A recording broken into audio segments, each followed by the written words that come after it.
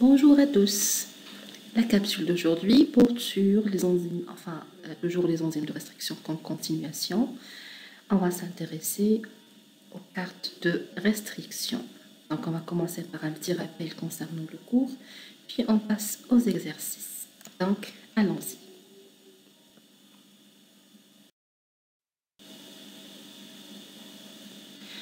Carte et fragments de restriction. C'est quoi une carte de restriction? Elle est appelée aussi carte d'identité moléculaire. C'est une représentation graphique de la localisation des sites de restriction sur une molécule d'ADN. Cette présentation graphique de la localisation des sites de restriction sur une molécule d'ADN, elle est obtenue après avoir soumis celle-ci à une digestion enzymatique. Cette carte identifie une suite de séquences linéaires de sites séparés par une distance réelle, exprimée en nombre de paires de bases. Le nombre des fragments obtenus suite à l'hydrolyse est en fonction du nombre des sites de restriction présents. Ici, nous avons deux cas de figure. Lorsque l'ADN ou bien la molécule d'ADN digérée par l'enzyme de restriction est un ADN circulaire, donc on obtient un nombre précis de fragments. Supposons, donc, regardons ensemble ici un plasmide digéré par deux enzymes de restriction, le PST1 et l'EcoR1. Donc ici, nous avons 1, 2, 3, 4, 5. 5 sites de restriction. 5 sites de restriction, comptant ensemble aussi le nombre des fragments obtenus suite à la digestion par ces deux enzymes en parallèle.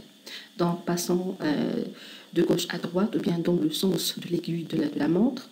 Donc, PST1, un fragment, 2, 3, 4 et 5. 5 sites de coupure, on obtient 5 fragments. Okay? Lorsqu'il s'agit d'un ADN plasmidique ou bien circulaire. Dans le cas où l'ADN est linéaire, dans ce cas, on obtiendra un autre nombre. Supposons ici nous avons une séquence d'ADN doublement bien sûr linéaire. On a 3 sites de restriction pour l'EcoR1, donc 3 coupures, mais combien de fragments? On compte du 105', dans le 105', 3', nous avons 1, 2, 3 et 4. Donc dans ce cas, 3 sites de coupure donnent 4 fragments. Dans le cas où l'ADN est circulaire, le nombre des sites de restriction est égal au nombre des fragments obtenus. Dans le cas de l'ADN linéaire, le nombre des fragments obtenus en fonction des sites de restriction, c'est n plus 1. Sachant que n, c'est le nombre des sites de restriction ou bien le nombre des coupures. Par exemple, si on a dans ce cas 3 sites de restriction, 3 coupures, on aura 4 fragments, n plus 1, 3 plus 1. Si on a par exemple 6 coupures, nous avons n plus 1, 6 plus 1 est égal à 7, 7 fragments. Pour cette raison, on applique la relation suivante pour calculer le nombre, bien pour vérifier le nombre des fragments obtenus. Enfin, cette règle, pour l'ADN linéaire, qui a n sites de restriction bien sûr, on aura n plus 1 fragment par rapport au nombre des fragments. Pour l'ADN circulaire ou bien plasmidique, n sites donne n fragments, c'est-à-dire le nombre des sites de restriction égal au nombre des fragments obtenus. Dans ce cas, la taille des fragments résultant de ces coupures sont ensuite digérés, bien séparés, après qu'ils soient digérés par les enzymes, bien sûr, on dit coupés, clivés ou bien digérés par une enzyme de restriction. Après leur digestion par une ou deux enzymes de restriction, les fragments obtenus seront séparés par électrophorèse, puis leur taille est déterminée. Donc on a 3 étapes pour la réalisation d'une carte de restriction. Premièrement, la digestion par les enzymes de restriction. La deuxième des choses, c'est la séparation de ces fragments, ou bien des fragments obtenus par électrophorèse. La troisième des choses, c'est la détermination de leur taille. La taille de chaque fragment correspond à la distance séparant deux sites de restriction. Okay? Donc, la distance qui sépare un site et un autre correspond à la taille du fragment obtenu.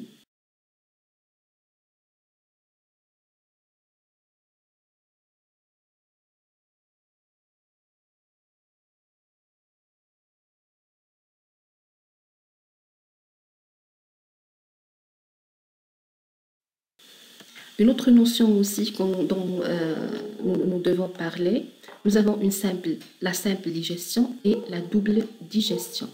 Une simple digestion désigne la digestion d'une molécule d'ADN par une seule enzyme, une seule enzyme de restriction. Supposons ici nous avons un exemple concernant une molécule d'ADN linéaire digérée par une enzyme A. Donc la taille ici, si on fait la somme des différents fragments ici, on trouve 5000, 5000 kilobases, ou bien paires de bases. Donc la digestion par l'enzyme A donne 4 fragments, 1, 2, 3, 4, un fragment à 2100, fragment de 500, un fragment à 1000 paires de bases et un fragment de 1400. La digestion par l'enzyme B donne 3 fragments. Donc, ici, un fragment de 2500, un fragment à 1300 paires de bases et un fragment à 1200. Donc, chaque digestion séparée soit par A, soit par B, on appelle ça digestion simple. La combinaison plutôt de la digestion par A et B, on l'appelle double digestion, c'est-à-dire l'application de A et B de manière simultanée. Et voilà le profil ci-contre qui montre bien le résultat de la digestion simultanée par A et B. Ça donne ici 1, 2, 3, 4, 5 et 6 fragments. Si vous avez remarqué, pour A, nous avons 3 sites de restriction. Pour B, nous avons 2 sites de restriction. Donc 3 plus 2, ça fait 5 sites de restriction. Donc l'application simultanée de A et B donne bien sûr 6 fragments. Bien sûr, parce que ici l'ADN est linéaire. 5, le nombre des sites de restriction, plus 1 donne le nombre des fragments obtenus. Voilà, ici la double digestion nous a donné 6 fragments. Comme je viens de dire, la longueur des fragments est déterminée par la distance séparant les séquences de restriction connues par une endonucléase. Par exemple, ici pour A, le premier fragment est égal, la longueur du premier fragment est égale à 2100, deuxième fragment à 500 et troisième fragment 1400, quatrième fragment 1000. Donc, cette longueur-là des fragments correspond à la distance qui sépare les sites de restriction pour A. La même chose pour B, et la confrontation des résultats, ou bien des résultats de la digestion par A et B de manière simultanée, donne aussi des fragments correspondant à la distance entre les différents sites de restriction, que ce soit celle de A ou bien celle de B, quand il s'agit bien sûr d'une double digestion. Une autre notion importante pour laquelle on doit parler aussi, la notion de RFLP, ou bien polymorphisme des longueurs des fragments de restriction. RFLP, c'est en anglais. C'est Restriction Fragment Length Polymorphism, RFLP. C'est un paramètre très important déterminé par la carte de restriction. Son importance réside dans son utilisation dans 2 sens. Il est utilisé comme caractéristique des molécules d'ADN permettant de distinguer les unes des autres, ou bien pour différencier et comparer les molécules d'ADN pour la réalisation plutôt des empreintes génétiques, ou bien pour réaliser aussi les tests de parenté. Et voilà l'importance de ce paramètre RFLP, qui est déduit de la carte de restriction. Donc c'est une caractéristique basée sur la longueur des fragments obtenus après la digestion par des enzymes de restriction.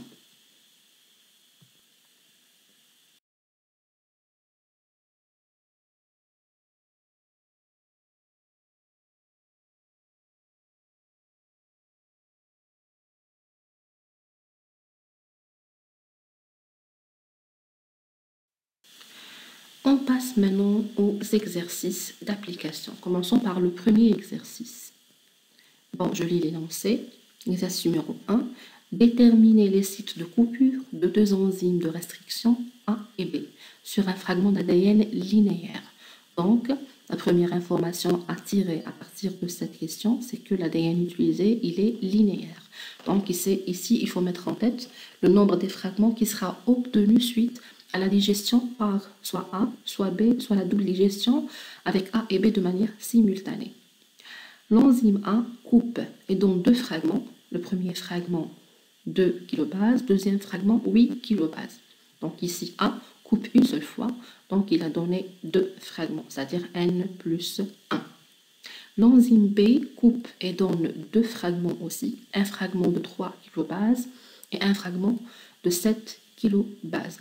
Donc l'enzyme A et B coupe et donne trois fragments, un fragment de 2 kilobases, un fragment de 3 kilobases et un fragment de 5 kilobases. Automatiquement, ici, on peut toujours vérifier l'application de la règle du nombre des fragments. A coupe une seule fois, B coupe une seule fois. Donc, nous avons, après l'utilisation de A et B de manière simultanée, nous aurons deux sites de coupure, ça veut dire trois fragments plutôt, ce qui est le cas ici.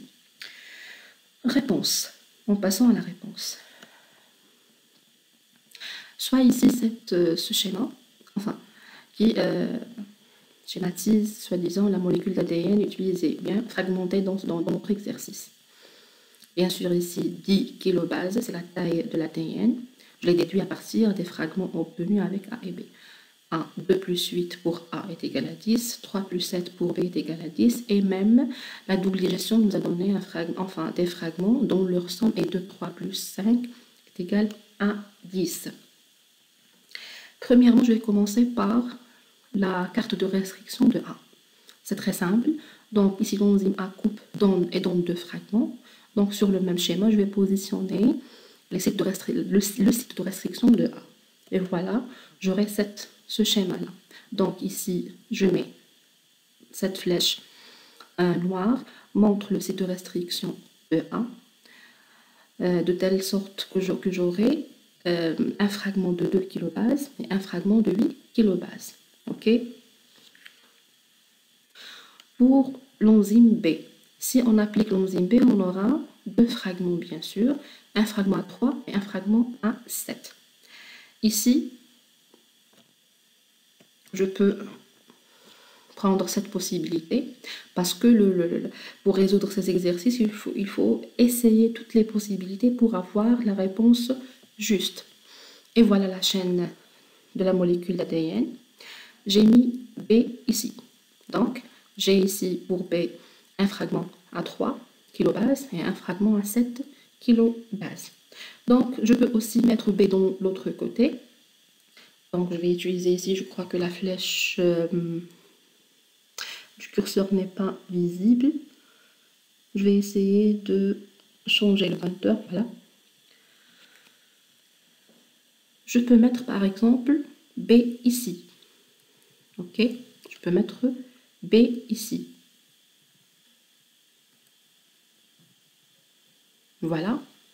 Sachant que cette partie donc correspondra à 3 kilobases et l'autre partie correspondra à 7 kilobases.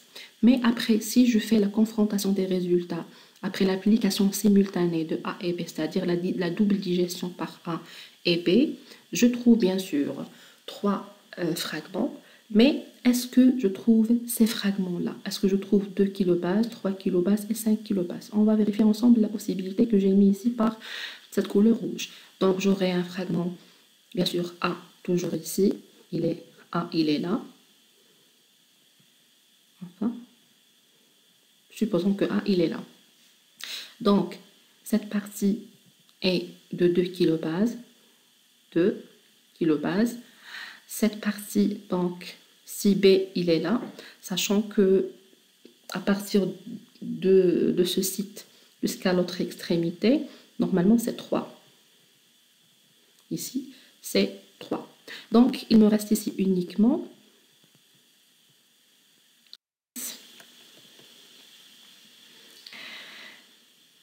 on opère une digestion de restriction d'un ADN plasmidique circulaire, dans ce cas il est circulaire, de 1,6 kilobase par deux enzymes de restriction qui sont EcoR1 et PST1. Le profil électrophorétique obtenu est le suivant. Voilà le profil électrophorétique. Vous voyez, donc la première étape des cartes de restriction, c'est la digestion par une enzyme de restriction. Deuxième étape, c'est la séparation par une électrophorèse, puis la détermination des tailles. C'est très important. C'est très important de déterminer les tailles parce que c'est un facteur, ou bien c'est un facteur très important dans les cartes de restriction, à partir desquelles on peut déduire le RFLP. Le RFLP. Donc, la première question, déterminer la taille des fragments de restriction observés. Voilà. À partir de ce profil électrophorétique, on peut en déduire les différentes tailles. Bien sûr, ici, je vais commencer par EcoR1. Voilà, avec EcoR1, nous avons uniquement 2 taches, 2 bandes, si je peux dire. OK. C'est un ADN circulaire. Après l'application de EcoR1, ça nous a donné 2 bandes. Ça veut dire 2 fragments. D'après vous, combien de sites de restriction pour EcoR1 sur cette molécule circulaire d'ADN? Normalement, vous savez la réponse. Bien sûr, nous avons 2 fragments. Un ADN plasmidique circulaire, ça veut dire 2 sites de restriction pour EcoR1. Pour PST1, nous avons 1, 2, 3 fragments, ça veut dire que nous avons 3 sites de restriction de PST1 sur l'ADN plasmidique. La double digestion par l'EcoR1 et le PST1 donne 1, 2, 3 bandes et avec une 4e bande épaisse. Cette bande épaisse correspond à 2 bandes en même temps. Je vais expliquer dans le diapo suivant. Deuxième question. La carte de restriction EcoR1 de l'ADN plasmidique est figurée ci-dessous. Voilà. Construire une carte possible pour l'enzyme PST1, puis une carte de restriction finale, EcoR1 plus PST1. Donc, dans l'énoncé de cet exercice, ils nous ont donné la carte de restriction pour EcoR1, voilà, juste à gauche. Ils nous ont demandé de trouver la carte de restriction de PST1, puis la carte de la double digestion par les 2 enzymes EcoR1 et PST1.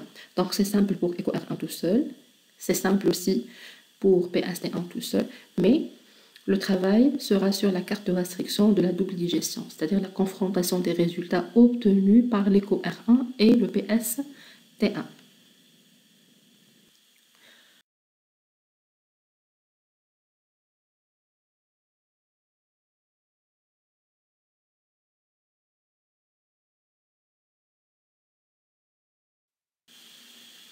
Passons maintenant à la réponse. Premièrement, on va déterminer la taille des fragments de restriction. Regardons ensemble le profil électrophorétique des différents fragments. Okay. Ici, il faut regarder premièrement l'échelle. L'échelle, nous avons ici 100, 500 et 1000. Chaque point représente 100. Donc 100, 1, 2, 3, 4, 5. Donc il y a 5 points entre 100 et 500. Donc chaque point correspond à 100. Donc 100, 200, 300, 400 et 500. Donc à partir de cette échelle, on peut déterminer la taille des différents fragments obtenus. Voilà pour le premier fragment obtenu avec EcoR1 plus PST1. Sa taille est de 100 paires de bases, kilobase. Donc j'ai oublié les lancers d'exercice, ils ont mentionné la taille des fragments par kilobase. Non, ici c'est paires de bases. Deuxième, les 2 fragments, parce que je trouve ici 2 fragments identiques dont leur taille est identique, les 2 fragments correspondent à 200 paires de bases. La même chose pour les autres fragments. Il suffit juste de projeter la bande sur l'échelle et puis en déduire la taille du fragment. Donc, EcoR1, avec EcoR1, nous avons 2 fragments. Le premier fragment est de 600 paires de bases, le deuxième fragment est de 1000 paires de bases. Bien sûr, ici, dans l'électrophorèse, la migration électrophorétique est en fonction de leur taille. En fonction de la taille. Pour PST1, on a 3 fragments. un fragment à 200 paires de bases, un fragment à 600 et un fragment à 800 paires de bases. Bien sûr, la somme de la taille des fragments égale à 1,6 kg base. Donc, c'est une constante ici. Quel que soit le nombre des fragments, la taille globale, qui est la somme de la taille des différents fragments, doit être égale à la taille initiale de la molécule digérée. Puis ici, EcoR1 plus PST1, nous avons 5 fragments, un fragment à 100 paires de base, 200, 300, et nous avons 2 fragments de 500. Cette bande-là épaisse, elle correspond à 2 fragments à 500. Supposons qu'elle est... comment j'ai su que ce sont 2 bandes? Parce qu'elle est épaisse. S'il s'agit uniquement d'une seule bande, donc on doit trouver une bande qui est identique ou bien semblable aux autres bandes. Okay? Par contre, ici, c'est une bande épaisse. Ça signifie que 2 bandes sont superposées. Okay? Donc ici, cette bande-là correspond à 2 bandes. Chaque bande a 500 paires de bases.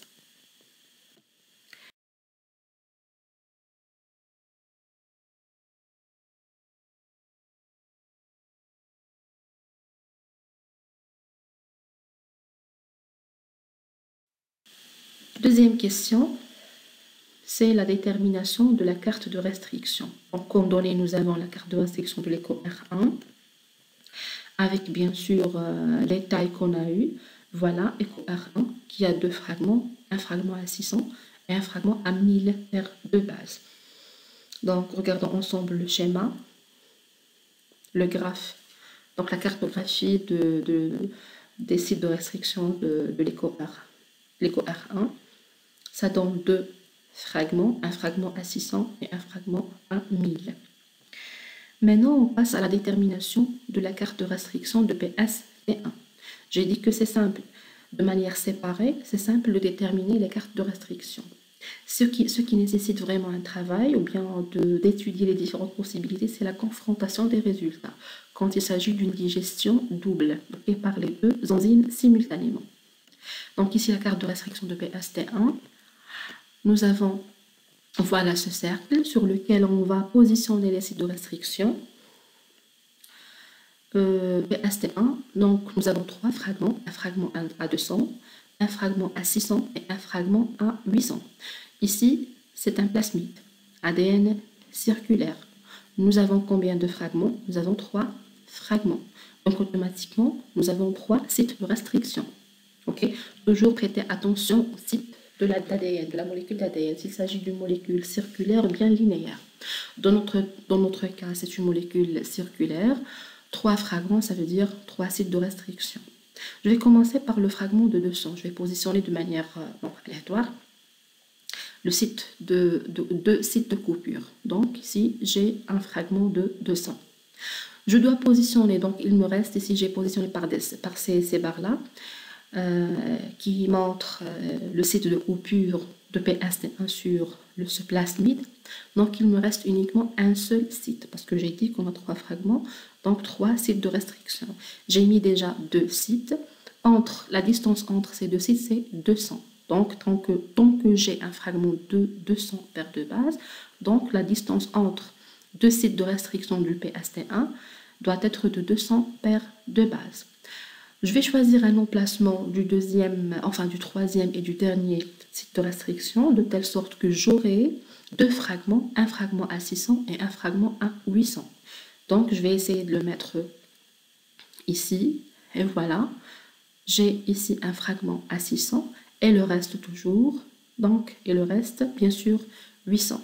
Quand je fais la somme ici, 200 plus 600, ça fait 800. 800 plus 800, ça fait 1,6 kb ou bien 1600 paires de bases. Okay? Donc, il faut toujours vérifier la taille de la somme des différents fragments obtenus. Il faut qu'elle soit égale à la taille de la molécule initiale. Donc, c'est bon, nous avons terminé avec la carte de restriction de PST1. On passe maintenant à la détermination de la carte de restriction finale, qui correspond à la carte de restriction par double digestion avec A et B. Donc, nous avons comme données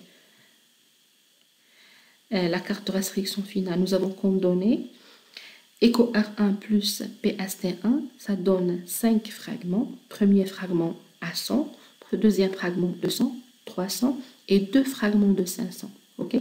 La somme de tous ces fragments doit être égale à 1,6 kg base ou bien 1600 paires de base. Prêtez attention aux unités s'il vous plaît. Bon, avant que je montre le schéma, je vais essayer de vous montrer comment vous pouvez choisir la carte de restriction sur laquelle vous allez travailler. Donc ici, j'ai deux possibilités. Je peux prendre la carte de restriction Éco R1, celle-là, à gauche, et sur cette carte, je vais positionner les sites de restriction du PST1. Okay? Je vais choisir Éco R1 par exemple. Sur cette carte-là, je vais la considérer comme constante et je vais mettre les sites de restriction de PST1 sur la carte de restriction de l'Éco R1. Comme aussi je peux prendre la carte de PST1, ok, et je vais positionner, donc je vais la considérer comme constante, ok, la carte de restriction de PST1, et je vais positionner sur cette carte les sites de restriction de l'Éco R1. J'espère que vous êtes en train de suivre. Alors, personnellement, je vais choisir la carte de restriction de PST1, ok, sur laquelle je vais travailler. Donc, je vais essayer de mettre les sites de restriction de l'Éco R1 sur la carte de restriction du PST1. Pourquoi, d'après vous, j'ai choisi la carte de restriction PST1? Regardons ensemble dans le résultat de la double digestion. Ici, dans le résultat, j'ai un fragment de 200. Ok? Ce fragment de 200 n'existe pas sur la carte de restriction de l'Éco R1. Par contre, il existe sur la carte de restriction de PST1, de l'enzyme PST1. Donc, j'ai déjà une position de 2 sites qui sont déterminés sur la carte de restriction de PST1. Ça me fait gagner du temps. Et c'est très important au cours des examens.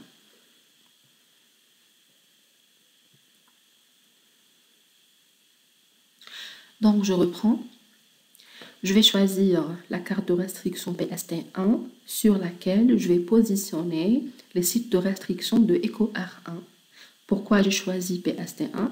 Parce que j'ai déjà un fragment ou bien 2 sites de restriction qui sont déjà positionnés. Ça me facilitera la tâche. Ok? Ça me permettra de gagner un peu de temps. Voilà. C'est la carte de restriction de PST1. J'ai mis ici Éco R1 plus PST1 parce que je vais travailler sur cette carte-là. Je vais positionner les sites de restriction de Éco R1 pour avoir une carte finale qui correspond au résultat de la double digestion. Et voilà. Donc, premièrement, j'ai un premier fragment qui est là. Okay?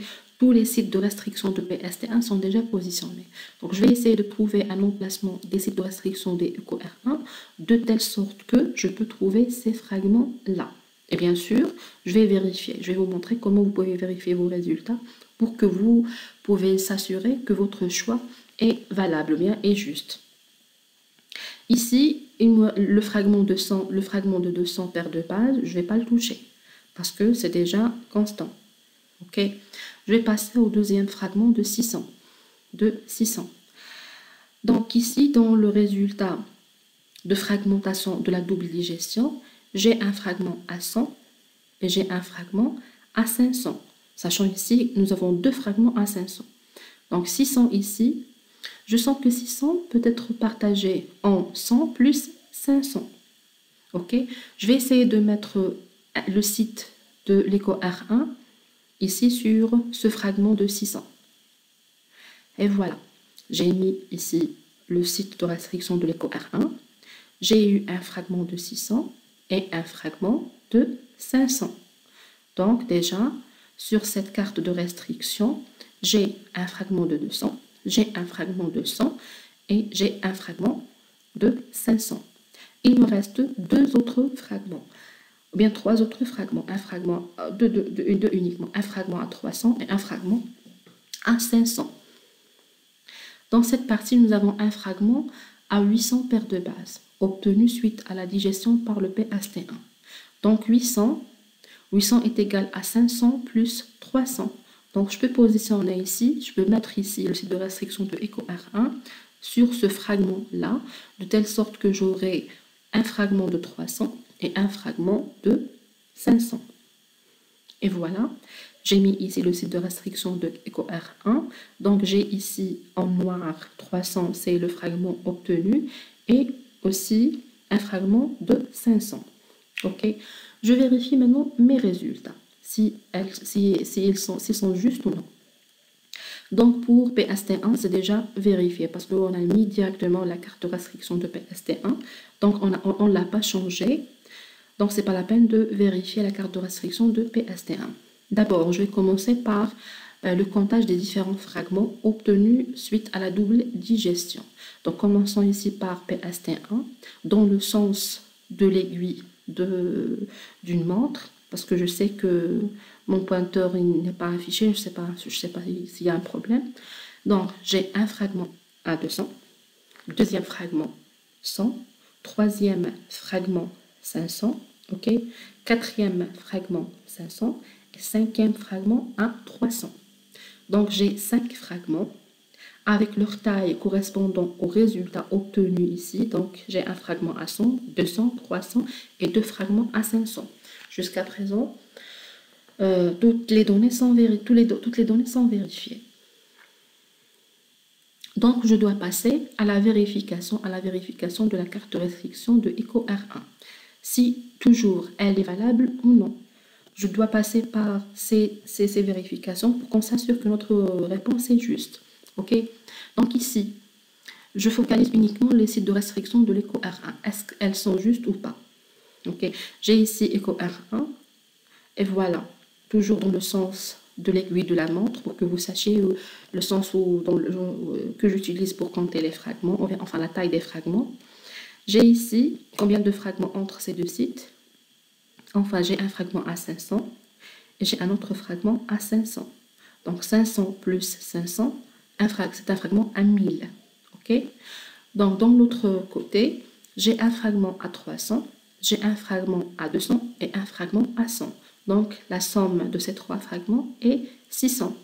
Et ce qui est obtenu avec l'EcoR1 tout seul. Nous avons deux fragments, un fragment à 1000 et un fragment à 600 paires de base. Donc nous avons tout vérifié et le tout est validé. Donc d'abord, on doit vérifier le nombre des fragments obtenus. Il faut qu'il soit 5. Okay? Il faut vérifier la carte de restriction des enzymes séparément. Est-ce qu'elles sont justes ou pas sur la carte finale? Et bien sûr, la taille des fragments. Donc, ici, ce choix est valable.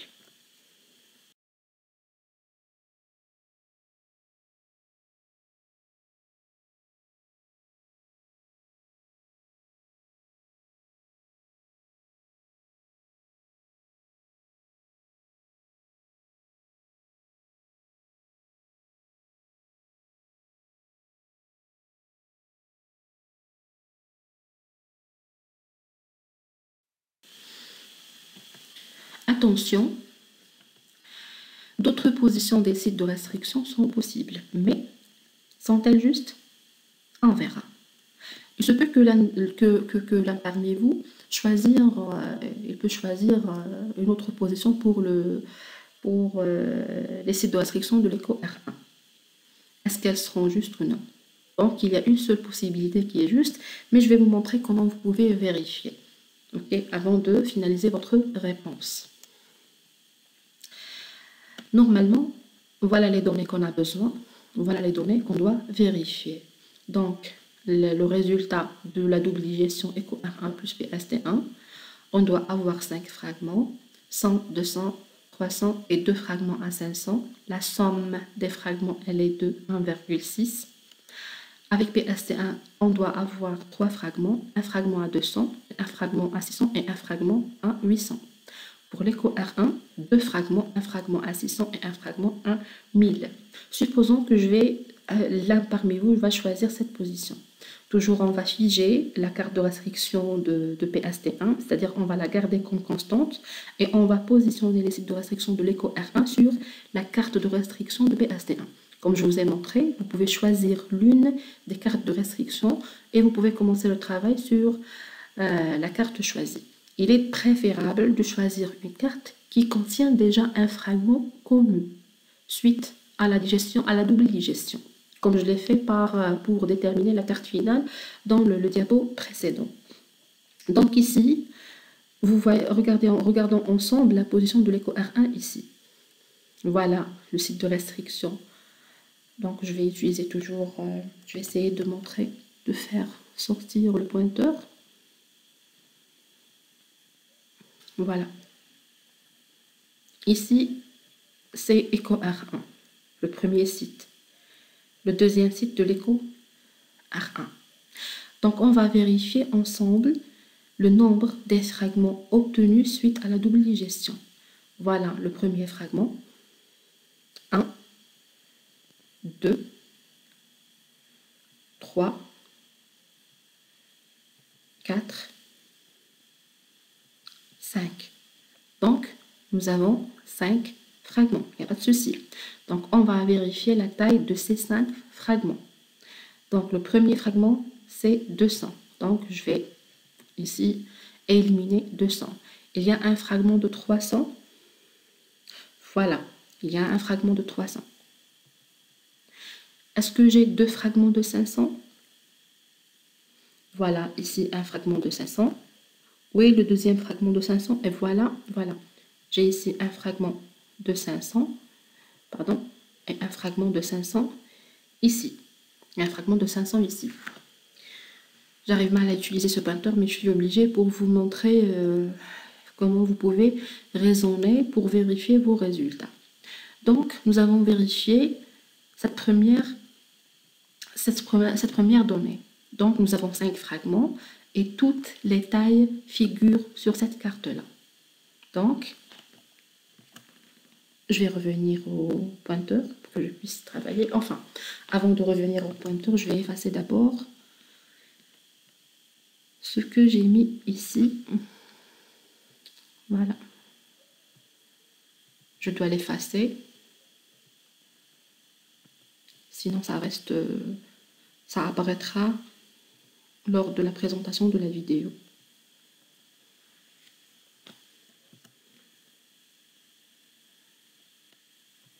Je suis revenue à la flèche. Donc ici, nous avons vérifié le nombre des fragments. Nous avons trouvé 5 fragments. Nous avons vérifié la taille des différents fragments. Donc, nous avons trouvé toutes ces tailles-là. Donc, cette première donnée, elle est donc validée. Maintenant, on passe à la vérification de la carte de restriction de PST1. Donc, ce n'est pas la peine de la vérifier parce que, comme je vous ai dit, nous avons déjà choisi la carte PST1, nous l'avons figée, nous l'avons mis comme constante et nous avons travaillé sur cette carte-là. Donc, certainement, elle sera validée. Je vais vérifier maintenant la carte de restriction de l'écho R1 parce que c'est celle, parce que les sites de l'écho R1, j'ai pris les sites de l'écho R1 et je les ai positionnés sur la carte de restriction de l'PST1 de telle sorte que j'aurai la carte de restriction finale suite à la double digestion. Donc ici, pour l'écho R1, je dois trouver 2 fragments uniquement avec un fragment à 600 et un fragment à 1000. Donc voilà l'écho R1 ici. Pardon. L'écho R1, je trouve ici un fragment à 100. Je passe maintenant à un exercice d'auto-évaluation. Je vous ai donné ici un exercice pour vous évaluer, bien sûr. Donc, je lis l'énoncé de l'exercice. Si nous travaillons avec un ADN linéaire, donc ici, vous soulignez linéaire parce que c'est une information que vous aurez besoin, telle que celle montrée dans la figure ci-dessous. Quelle est la taille en paire de bases des fragments d'ADN obtenus en affectant bien sûr des digestions simples par les enzymes D, E et F et des doubles digestions avec diverses combinaisons entre eux. Donc, les chiffres correspondant au nombre de paires de bases d'ADN, taille totale est de 1500. Donc ici, j'explique ici l'énoncé.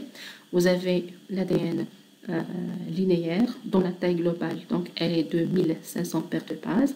Vous avez ici des unités bien sûr. Chaque unité correspond à 100, 100, 200, 300, 400 et 500 jusqu'à 1500.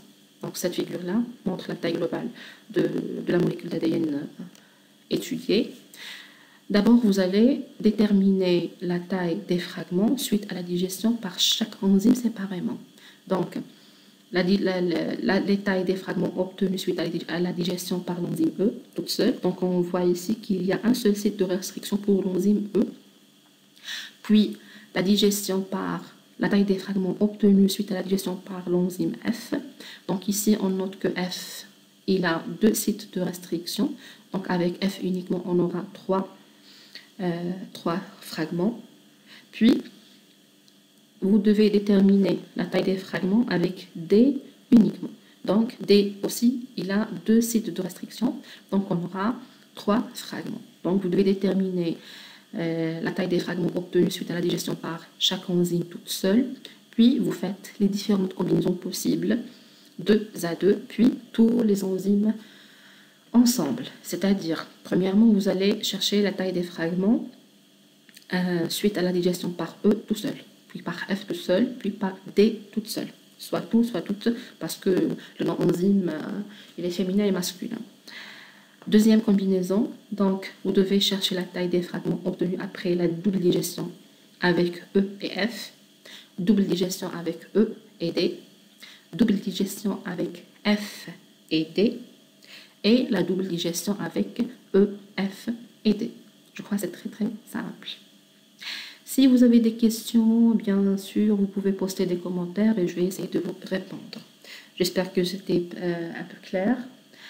Bon, je vous souhaite bon courage.